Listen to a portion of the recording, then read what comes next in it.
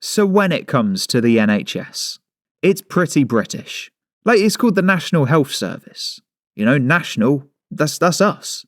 But going by this Freedom of Information request today, it turns out that, I don't want to break the news to you, but we might be losing our national identity.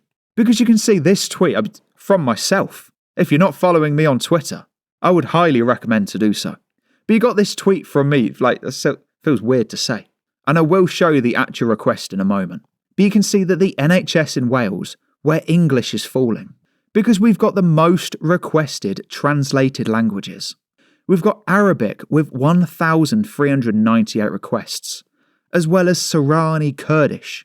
And then you got Farsi. Like, you could, like, let's face it, guys, like group all of these together. You know, Arabic, Sorani, Kurdish, Farsi. Like, if you put it on a piece of paper, and I'm probably not going to be able to tell the difference, you know. Let's be honest here. Yes, looks like spaghetti. That's it, you know. Then we got Polish and Bengali again, spaghetti. But if we go to the Freedom of Information request that you can see on screen here, it gives us a little bit more context. Because it says that you asked, and it wasn't me as well. I've done about 30 requests so far, but this one wasn't me. And he says, I would like you to please rank your 20 most requested languages for interpreting or translation in 2024. And if we scroll right down here, where we get to this language line, it's the exact same image that I put on the tweet here. You can see this is the full list.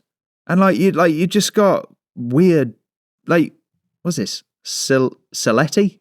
What's Saletti? Well, we're letting a load of random Salettis into the country. We've already got Siranis.